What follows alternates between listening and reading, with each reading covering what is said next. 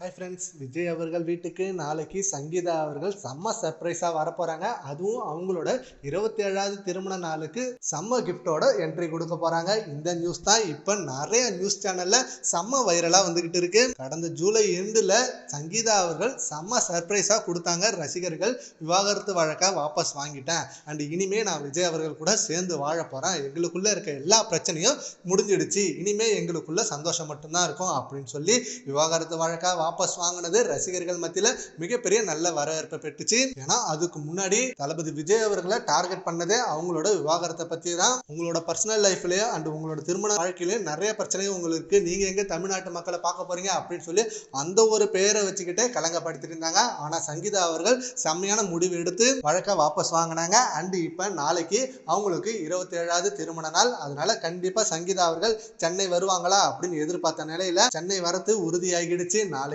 நீலாங்கரை வீட்டில் ஒரு செம்மையான கோலாகல கொண்டாட்டமே நடக்க போகுது.